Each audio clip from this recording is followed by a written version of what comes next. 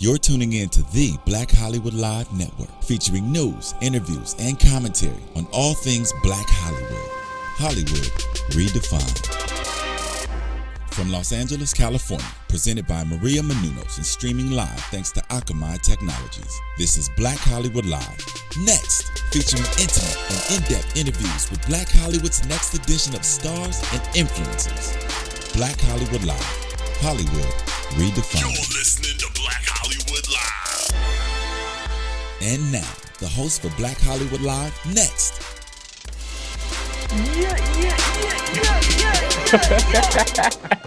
There it is. All right. Hi, haters. What they do? Welcome to another exciting edition of Black Hollywood Live Next. I'm your host, Nick Perdue, here with my lovely co-host, Megan Thomas at MexScoop, Twitter, Facebook, and Instagram. and we have the beautiful, hilarious, talented Miss Coca Brown. Thank you, baby. Hey, how you doing? You look good, girl. Thank you, girl. I'm beat. Did they beat me good? They beat me They good. did. They I beat love it. that That term is so funny to me. Girl, I got It my is. face beat. I'm like, ooh, that's so Ike Turnish. Right. But you look good, though. Thank you, baby. Thank you. But you look good, though. My baby Frederick take real good care of me, sugar. See, and then if you have like a male makeup, like, yeah, Frederick beat my face. Yes, it he sounds. did. Yes, Frederick Right. beat the hell out my face, buddy, and I liked it. And I liked it. Oh, my goodness. Hilarious. Right. Yeah, this is funny. Good to see you again. Good to see. I know when we're just here together, you doing double duty. You just gonna put a jacket on like we can't tell it's you. Right. You know what? Right. I switch up a love little the bit. diversity He's a man, here. though. I He's a love man. it. You know, first we had Zoe Saldana, now we got Ray Don Chong. I'm like, y'all Boom. keeping this diversified up in here, honey. That's how we do it. Black Shake Hollywood my Live. family tree, see what I got in me. You Peruvian today. Am I Peruvian? Yes, Okay, I can take that. girl. I can take that. There you go. From Newport News, Virginia. Bad news, baby. Bad news. 757. What's up, baby? Save me some shrimp fried rice and some yak. Everybody in VA serious? know about that, honey. What is Yes. yak? It's like a noodle they do in Newport News, and it's got like soy sauce and ketchup and onions. Ketchup? It sounds crazy, but when I tell you, honey, the first time you have it, you're gonna be hooked. Yuck. Okay. Yes, honey. Every time I go, Ketchup. and you can only get it in the hood, and I mean the hood. Okay. But I go down there, honey, with my sweats on. I'm like, "What's up, y'all? They know where I'm coming. They know what's up. Coco want to get her yak." Yak to drink with my yak. Okay, and you be like, girl, what you know about that yak? I don't. It just sounded good together. You know what? Yeah. One of them healthy chicks. You know, Right. I don't right. drink alcohol or smoke or anything. I want to stay young. There you go. There you I go. gotta Living do- that vegan Yeah, lifestyle. no, Right. honey, I'm gonna do what I gotta do. Honey, I gotta do a plastic surgeon. Sometimes you need to drink. So how has growing up in Newport News, Virginia, 2 up, 2 down, Yep. how has that shaped you? Right? You know First what? word of it? It's giving me that I love everything that's happening around me, but when I go home, I get to just be me. I get to be Farrah. You know, I get to be Phoebe. You know what I'm saying? That's who I was in Newport News. And, you know, it instilled in me a humility. You know, because I know it's people that I grew up with that are still there. And I still talk to them, you know. And even when I'm doing these interviews and, you know, I see myself on the big screen, I always remember I'm still just plain old Phoebe from Newport News, Virginia. And it keeps me humble, baby. You know, it's in the water in VA. I promise you. Right. It's in the water. So your name is Farrah, but everyone calls you Coca. Right. How did you get that name? It was actually given to me by a comic named James Bean. When I first started doing comedy, I was going on stage as Farrah.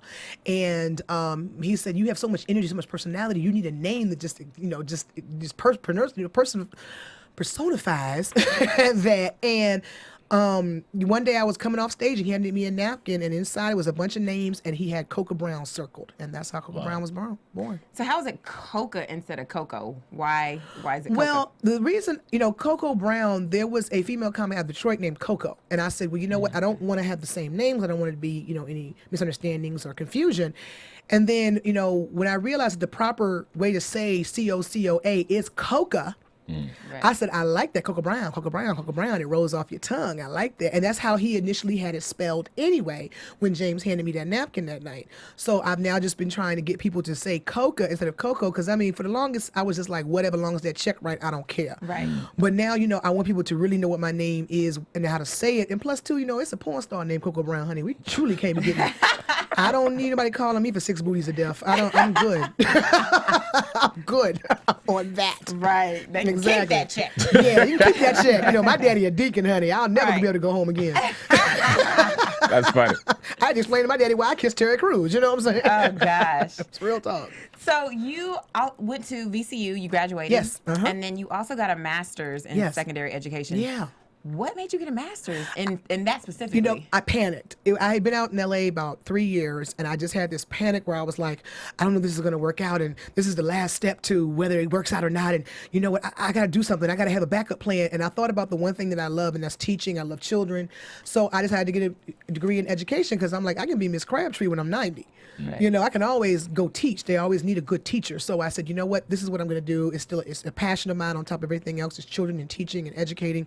So that was my thing. And I actually did it on the road. I literally was doing it online, on the road. I would come off stage at midnight and be in my hotel room to an hour before my flight left writing papers. And I actually graduated 19 months, summa cum laude. What? You better do Yeah. that. You better do. What do you I'm recommend? educated. Right. What do you recommend for people who are probably in the same situation? They're pursuing their dreams, but Yeah. maybe they're feeling a little antsy because it hasn't happened yet. I've heard people say, entertainers say, you can't have a plan B. You got to put it all in. I say that's crazy. This business is way too fickle. Right. Now, your plan B can be whatever other passion you may have. I know a comic who's a chef. I know a comic who is a dentist. I mean, the thing is, you've got to find out if you want to be balls in and have no other options, which is cool if that's what's going to work for you. But for me, I know eventually I want to get a doctorate. I want to eventually possibly teach what I know to those who want to do what I do. And what better way to do it than not just giving you my experience, but also giving you that degree, let you know I'm certified. And that was my thing. I figured I needed to have a plan B because, like I said, this business is so fickle. I mean, let's keep it real. It's some Oscar winners sitting at home. Right. And I just know you can be hot one day and they don't know you tomorrow. And for me, I just needed to have that comfort of knowing that I can go balls in right now, but if it don't work out, I always got something else I can do. Right. That's strong. That's Yep. strong. But okay, would you want to teach like a stand-up comedy class or? I would. I'm actually speaking at one tomorrow. My friend David Arnold has an incredible stand-up class here in LA, and he's got me coming in to speak to his students. I think I would probably want to teach comedic acting more, though. Because I've been able to do a lot of different genres of comedic acting, whether it be commercial, TV, and film. And I think, if I was going to teach anything, it'd be that. I mean, I teach stand-up comedy, but, I think most comics come to LA to be actors. So let me teach you how to transition. Because a whole lot think because I'm funny on stage, I can act. Right. It's a whole different ball of worms, honey. Okay, it's a whole different right there. Let me sign up for that class. Right. Put in Yes. my reminder. Yes, it's called From Stage to Screen, baby. Stage to Screen. Okay. So no, but what made you take up stand-up comedy? Like, what was the catalyst that was like, what? I mean, I was bored. I was working in corporate. I was working for Ringling Brothers. And I, fresh out of college, first corporate job, I'm in a 3x5 cubicle every day. And I just realized that wasn't fulfilling me. And it took a friend of mine, Onyx Linthicum, who I really owe my career to because he saw something in me. And he took me to a barbecue of a stand-up comic, Chris Paul, that's on the Tom Jordan Morning Show. And he had a comedy club at the time. And I didn't know that he had told him, dude, I know you're looking for an MC for your club. This chick is funny, man. She's never done it, but I'm telling you, she could be great at this. And so I'm there just being me, not realizing I'm auditioning. So by the end of the barbecue, now I done got booked to do an open mic night or whatever. And it went from there, and I met my mentor like the third time, Darcel the Fat Doctor Blejman, who's mentored Martin Lawrence, Donnell Rollins, Tommy Davidson, Dave Chappelle. He's like the godfather of DC comedy. And he mentored me, saw me third time I came off stage, said, you got something, really great, but you need to know what to do with it. Took me under his wing, taught me the business, taught me how to write a joke, taught me how to deliver a joke. I mean, he really taught me everything I do. You just can't get on stage and talk trash. It is a formula. And the rest has been history. I mean, I quit my job 3 years later and ain't looked back. Right. That's Yep. awesome. So now, okay, like for someone who does have a 9 to 5, right? Yeah. What is your advice for the person who wants to go out and pursue their dream, without doing anything like too crazy that could possibly, get them fired before they're ready to quit? Well, if you get fired, you get unemployment. But I'm just saying, you can get that unemployment check and still tell your jokes.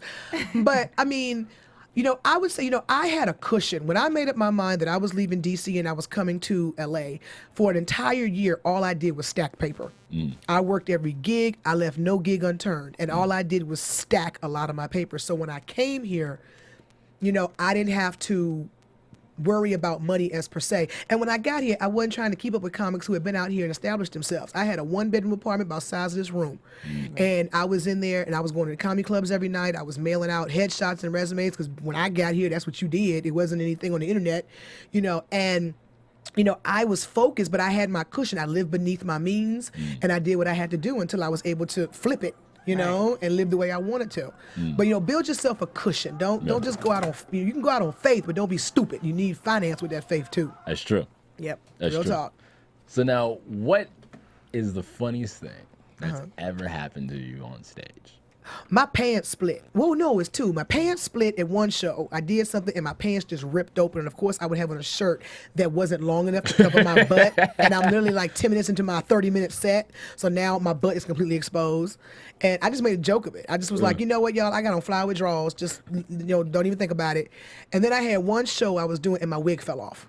Shut your mouth. And they thought it was part of the act, and I had to call Miss Laura and say, girl, I'm so sorry. I did not steal your joke. Wow. This really happened. I did not take my wig off. It fell off. So those are two of the funniest things, and then, I've had some crazy moments where a heckler, got mad at me because I was, ripping him a new one because he came at me because I have a rule in my show. You enjoy my show or you can be my show. Because I don't talk about people unless you come for me. Right. And I guess he got mad because I was getting him and his boys was laughing at him. So he tried to come on stage at me. And let's just say, honey, I made that microphone a samurai sword. I said, come up here if you want to. Trust and believe him and knock you back to where you came. So, That's crazy. So he was gonna jump on. Oh, on yeah, stage and nobody was stopping him. He got all the way to the Wow. front of the stage before security realized this man's coming to hurt me. Yeah. So I had literally taken the mic stand, turned it up like a Louisville Slugger, and I was like, let's do this. Because if you come up here, trust and believe, I'm going to knock you back to your mama. Right. And finally security realized this dude is serious. Right. So from that day forward, I always tell security, hey, be on deck, because if somebody comes at me, I'm gonna rip them one. And a lot of people can't take it. You want to put yourself out there, but you don't want to be embarrassed. Yeah. Right. Because like I said, you can enjoy my show, you can be my show. And so you said recently that comedy didn't get difficult until past few years. Why is that? You said comedy got difficult? Yeah, in one of your interviews, we read that you said that comedy has gotten difficult recently. Well, I mean, I think what it is, that comedy used to be such a rare art form, and if you were a comedian, it was like you wore a kind of a cape. You were good, like you were one of the special people that could get in on a microphone and make everyone in the room laugh at the same thing at the same time. In the last few years, stand-up comedy, somehow somebody opened up the floodgates and let every and anybody in, and unfortunately, it's watered down a reputation of having that special talent, that special gift that made us stand-up comics. Anybody now that can tell a joke on the internet or YouTube or at their job now can be a comic. There's no more. There used to be levels to this. Right. Okay. Right. It used to be levels. I went through the levels, honey, to get here. I started, in open mics, then I was an MC, then I was a feature, then I was a headliner. Now somebody can come in and 3 months later be a headliner. It didn't work that way when I came up in this game. You had to go through these levels. You had to pay your dues. And unfortunately now, people can just come in and just all of a sudden get the same pay as me, and you've been here 5 minutes, and I'm like, but you ain't putting no work in. You up here doing a plethora of somebody else's jokes or shaking your booty or doing stupid crap. You're watering down our art form. Right. You're making it look like buffoonery. It kind of pisses me off. But you know what you did? You turned that comedy into acting. How did you make that transition, and how easy was it for you? When I came to LA, I came to be an actress. That's what I came for. I had established myself as a stand-up comic on the East Coast, the Midwest, down South. I had made a name for myself. So when I came to LA, I actually came here with the potential of having a development deal that literally fell apart as I was flying here because the management company I was with just discombobulated while I was flying here. But once I got here, I was like, you know what? I'm here now, and I want to be an actress. I want to act. And so I just threw myself into a lot of acting classes, workshops, boot camps. You know, I've taken everything from Bill Duke to Leo Rossi to Tasha Smith. I mean, I just was like, I want to be an actress. You know, Nick Anderson's comedy class, which is amazing. And I still did my comedy on the side, but that's what was my focus. So when I began to get the acting gigs, I was like, yes. And I kept building my portfolio, building my resume. So when that big role, the one thing that I know that Tyler said to me, he had been a fan of my stand-up. When I walked in that room to audition, he said, she's got this role if she can act. So I'm just so glad I was prepared. Right. Because a lot of people think on that stage, just being funny every night is enough. No, it is an art form. There's a level to this. Right. Okay. And you have to be prepared. There's a lot of cats who get shows and can't read a script. Right. Wow. And you've got to understand that. You know, you've got to prepare yourself, you know. Success comes when preparation meets opportunity, boo-boo. Right. Real talk. Right. So what has been the biggest obstacle you've had to overcome when you started acting? Being given, you know, going on auditions that clearly just kind of insulted me as a woman.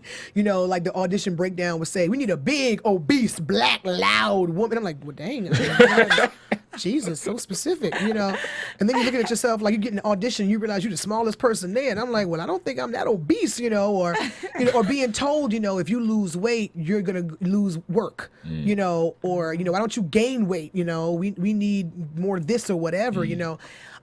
It's just, you know, keeping yourself and keeping yourself sane and not getting caught up in the vortex of getting caught up in what that breakdown says and what the role is, and knowing how to separate yourself from the role, the character, knowing that you keep a piece of yourself for that. That's the biggest thing.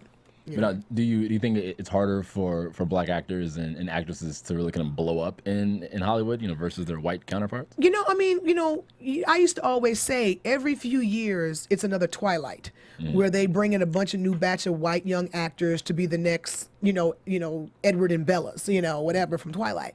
You know, Black actors, they will recycle us until we get tired of seeing each other. They don't let a lot of us, they don't bring us a new batch in every year like they do the white actors. Right. And the thing is, but yet it's very hard for us to sustain. Because the minute they think we're not a bankable star, that they can't make any money off us, then they'll go get a Latino, they'll go get an Asian, they'll go get anybody else but another Black actor. You know, and they don't do that with the white ones that I noticed. But that's just what I see. I can't speak for everybody, but that's what I see. So with us, you know, and then too, you know, I've been in auditions with Oscar winners. And I'm thinking, you have an Oscar. Why are you here for these 3 lines? Yeah. That's the thing that you really have to get, that no matter what you do, you still have to work to stay relevant. Right. You know, you just can never, unless you get the Denzel and Holly, you know, and Will Smith status, you still got to keep making yourself relevant. Right. And doing good work. Very true. Okay, well, and let's talk about for better or worse, really. Yeah, Okay, we're back in April, honey, on OWN. I'm There you excited. go. Everybody's been bugging me about what happened with Jennifer, honey. If she got the AIDS. No, Jennifer. I'm like, no, Lord, you know, people are still talking about the episode where Jennifer, you know, met up with the guy and he had HIV and she slept with him, you know, and it was like, you know, I was getting laid out. Go, you know, Jennifer, you's a hoe. And I'm like, well, no, Jennifer was weak. She was weak. I mean, did you see this man? Did you see Rob Riley? Right. Honey, you know, Coco would have fell for that, but you know, been in the clinic crying like, but he was so fine though. He didn't look like he had nothing, you know.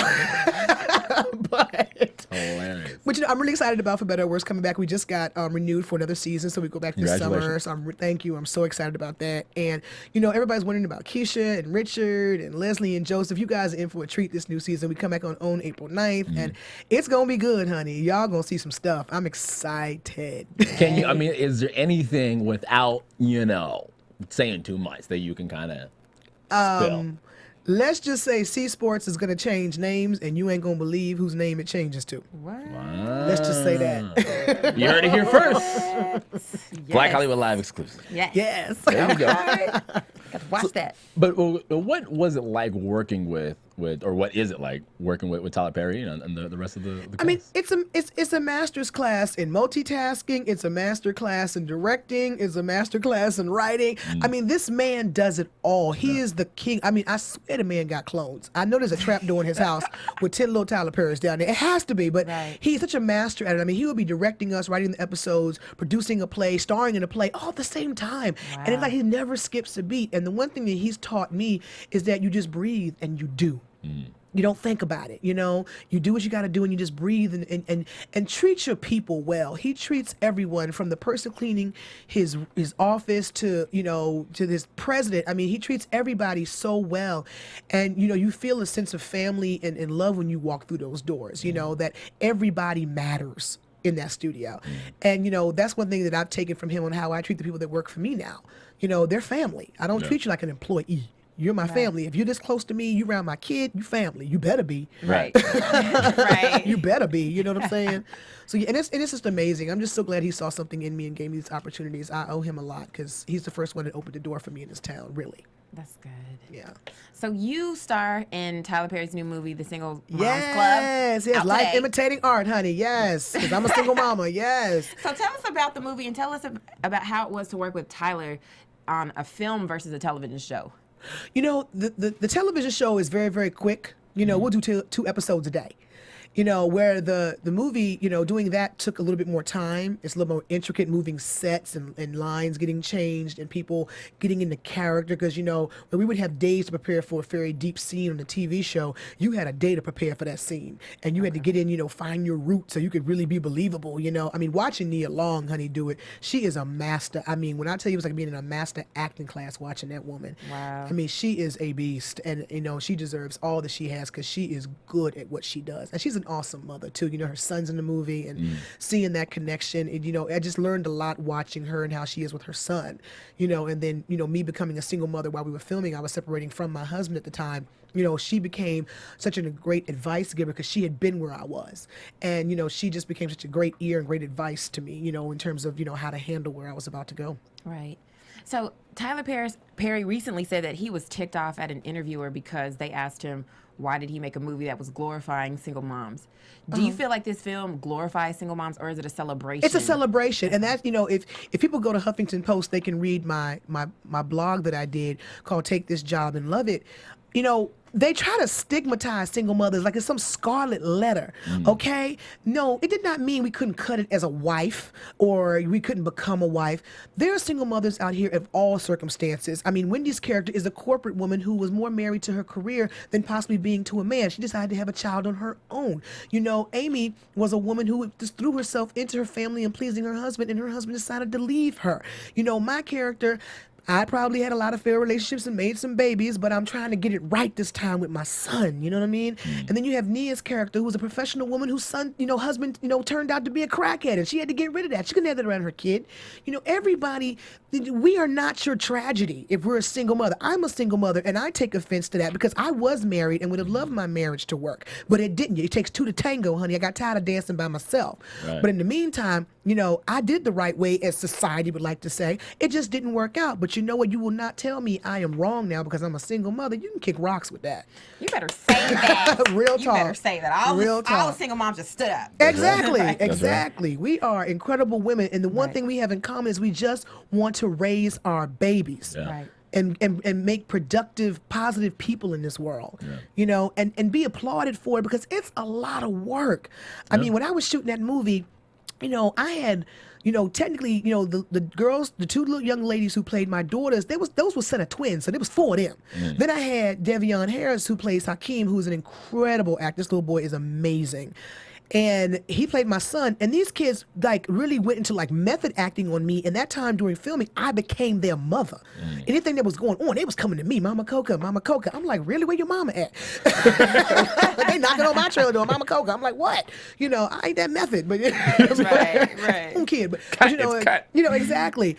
But I had to call all my friends who had multiple kids who were single moms and applaud them, because just in that brief time of me having these little children gravitate and be up under me and just be in the zone that I was their mother during this time of filming, and I have one child, one, and it gets overwhelming. I can only imagine what it's like for a single mom who's got 2 and 3 and 4. My God.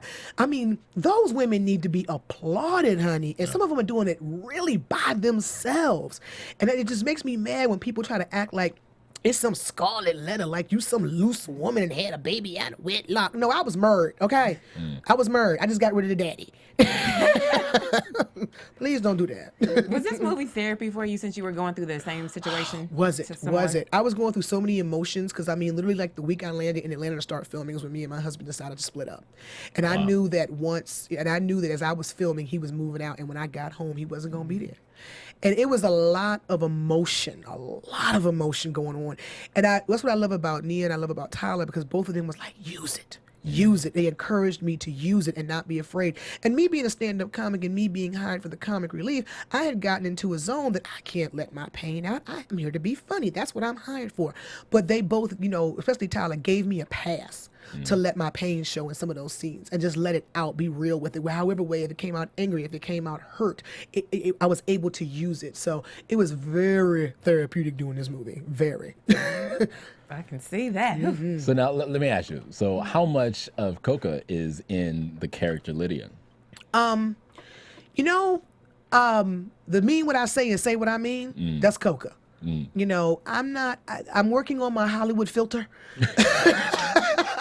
Because everybody tells me, girl, you be saying too much. I'm like, I'm sorry, because I mean what I say and I say what I mean. You know, if you want the truth, ask me. You know, because I'm going to give it to you straight, no chaser. And, you know, that part of Lydia is definitely me. I'm working on it because, you know, now that I'm trying to find a new baby daddy, it's hard because I be scaring them. I be scaring them, trying to be running from me. Get your life together. I ain't gonna have you though. Do you want to date right now? Or you want to take your time? You know, I'm entertaining a few gentlemen, but nothing serious, because I think, one, I need to finish healing. You know, a lot of things, you know, my divorce was kind of painful. A lot of things came out that I didn't know, very hurtful. So I'm still healing, and I don't think it's any other man's job to fix me. I need to be fixed when I meet him. And then two, for the first time in my life, I know exactly what I want, because I was given exactly what I didn't want. So I'm very clear on that. And until I find that, I'm not settling. So, I mean, dating is cool and I'm dating, you know, whatever, but anything serious right now, it's going to take Jesus Christ himself to put that man in my path, because I don't know if I'm open to it yet. I'm not ready. And what's your policy on your kid meeting your new guy?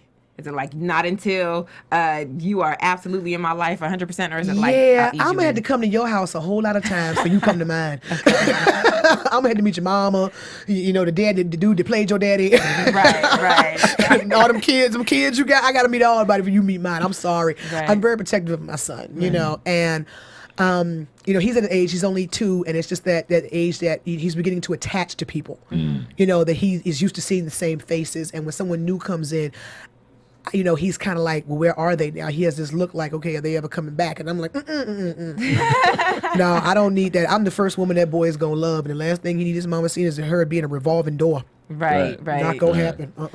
So what is the biggest thing that you want people to take away from the Single Moms Club? I want women, I want everybody to take away that it takes a village to raise a child. And that village can look in any kind of way. I've been blessed with a village of mostly men, you know, that are my brothers, and they are from every race, religion, gay, straight. Some are corporate, some are entertainers, some are firemen. For whatever reason, they loved me and this little boy enough to step up and fill the void that his father left, because unfortunately his father is not present right now. And, you know, your village can look like anything, but, you know, utilize that village. And it doesn't make you a weak woman or a bad mother if you yell for help. Right. You know, this movie shows it takes a village, and that village can look so many different ways. But as a single mother, you do need it. We need a chance to rest, a time to regroup, a time to just enjoy our lives. When you are a real mama, and let me clear that up, real mama, you put all yourself into that child, and nothing else matters. Everything else is secondary. And that's what you're supposed to do. But at the same token, we have to reboot. We have to rest. We have to make sure that we are a whole person for that child. And if you you need to have that village there to give you those times to do just that. And I hope people realize that, and also realize that single mamas come in all different packages, circumstances, races, colors, religions, ages, whatever. We are not your tragedy. We are not your scarlet letter. You can't put us in a box, because we come in all different varieties, honey. Right. So how has becoming a mom affected your career? You know what? That little boy's become my manager and my agent. I find myself taking gigs I wouldn't even take, because I'm looking at him like, ooh, yeah, that daycare boy. Yeah, so I'm in a liquor store for $500. You gonna fly me out? But it's becoming a mother. I didn't have my son early. I had my son in my late mid 30s, and he has grown me up and focused me in a way I never could imagine. And then two, I'm seeing things through his eyes now. Things I've looked at a million times before, I see through his eyes, and they're new to me. And there is just nothing like, he's my motivator. He's my angel. Because with what I went through with his father, if I didn't have the little boy to look at and say, you know what, out of that bull crap came this blessing. Right. He saved my life. And I'll tell anybody that, because I could have been somewhere in a rubber room, somewhere drugged out, just broken because of what went on with me and his dad. And the fact that I have him to live for and him to provide for, that's my angel. That's my angel. So he, motherhood has just made me so focused, and just, and I enjoy life differently now, because I'm looking at things through a 22-month-old's eyes. When he picks up a flower and he's like, Mama, ooh, Mama, pretty. I'm like, it is pretty, baby. It's poison ivy, but it's pretty. Right. So I love it. I love being a mama. I feel it's one of the things I was made in this lifetime to do. Are you a spanking mama, or are you like, I'm going to talk to you, mama? Both. I had to break the belt out for the first time. I just showed it to him. I showed it to him and I hit the table real hard. I said, you want this? And he said, ooh. And I said, now when he sees the belt, ooh, mama, no, mama. No, I didn't have to use it on him, but I took the belt out and I smacked the table. You get it together, I'm going to use this belt. Pop, pop on the table. And he was looking like, I don't like the sound of that. I said, if he does it again, I'm going to make him wear, 12 years as a slave, see what it really happens. Right. I'm just going to make him sit through that. See what happened to her? See, that's going to happen to you if you don't get it together. You don't want to be Patsy. You don't want to be Patsy. We're not going to call the people on you. Yeah. That's a good way to handle it. No, girl. And it's funny. This is LA. Everybody's so politically correct and everything. I said, I can't even discipline my child in public, because I know they're going to call the people on me. They look at you. Why are you talking to him like that? This is my baby. Go on now. Right. But he's a good little boy. We're going through the terrible twos a little bit. There's sometimes I've had to walk away from my child, because I'm like, little boy, you about to meet your maker. Brought you in this world. Right. Exactly. You know what? You need to go talk to Elmo. Go talk to Elmo. Right. Go talk to Elmo right now. Okay, what about, those little bags they're book bags? They look like little monkeys and they have the leash. I would never. I have a hand and an arm and some good reflexes, honey. I just can't put my child on no leash. Yeah. But I get it. Don't get me wrong. I get it. Because if you got one of them little wild kids just wander off and you in Disneyland, you need that leash. Right. But, for me, it's like, he just ain't going to Disneyland till he knows you stay here with mama. There's going to be repercussions and consequences. Right. Like, I'll tell him, Mickey Mouse going to eat you leave me. Put that little fear in him, Traumatized. But and then I can't put no monkey on my child. I'm raising a black child. That's crazy. My mother, my grandmother, my mother is so funny. When I was pregnant in the baby shower, and every time I pulled out a onesie with a monkey on it, you ain't putting no monkey on my grandbaby. I'm like, oh, Jesus, Mama, please, just say thank you, Mama. Just say thank you. She took all that stuff and threw it away. I'm like, Mama, that's brand new. I can go in this clothes. I don't care. You ain't no monkey. Right. My mama old school, honey. She marched with King. Right. You ain't putting no monkey on her grandbaby. That's funny. But, here's the thing. Because, I think that, because I was spanked when I was I was too. You know what I mean? Me too. I was too. And we all are decent individuals. Yeah. You know what I mean? Right. I don't have a problem with spanking. I think that, one, your help shouldn't spank your child. Right. My nanny, she is fired now because she put her hands on my child. And I said, you done lost your mind, heifer. Oh. But, I think that discipline is very, especially with a boy, Right. And I'm raising a black boy. He needs to understand very quickly on that I'm the boss. And see, his father was 6'4", 380. That was he's offensive gonna be lineman. Right. And this child, almost 2 years old, comes to my hip. I'm going to have a big boy. Wow. And I just know that it's going to be the day that I'm going to have to punch him dead in his chest to let him know when he's standing over me trying to be smart that I'm going to have to punch him dead in his chest like Sophia in The Color Purple to let him know Mama is the boss. I don't care you bigger than me. I will knock you out in here. Right. It's just it's inevitable. He's gonna think he grown. Yeah. But right now, at 2 years old, I just, I freak him out when I take Elmo and hang him upside down. And I shake Elmo. This is what I'm gonna do. And he moving Elmo, mama, no. That gets him together when he sees me abusing Elmo, and Elmo gonna be all right. No more tickles. what No you more do. tickles. Parenting Oh, exactly. 101. Yeah. Turn Elmo upside down. Exactly. and Shake the devil out of it. Yeah, not your child, Elmo. Are there any roles now? Because you are an actress Yes, and I an am. established actress. Yeah. Are there any roles that you want to do? I want something dark. I want people to see my range. People think that, when you're a comedic actress, all you can do is the ha ha he he. You can just be the comic relief. I'm ready for something dark. I actually am reading a script now where they want to cast me as a heroin addicted prostitute who finds God. Oh. And I'm just like, okay. And I'm reading the script and it's kind of harsh, but I'm like, man, this could get me that Oscar. Because I'm like, it's so dark. It's so left from what I do. And when you look at people like Will Smith and Jamie Foxx when he did Ray, comedians make great dramatic artists because we got a lot of pain that we have to put out and be funny. But now we can put our pain out there just naked, in a dramatic role. So I would love to do something dark, to be honest with you, just so like people can see my range, something very serious, very dramatic. And then, I want to star in my own show. I really do. I would love to have the Coca Brown show. Absolutely. Yeah. Why not? Absolutely. Right? What would you talk about?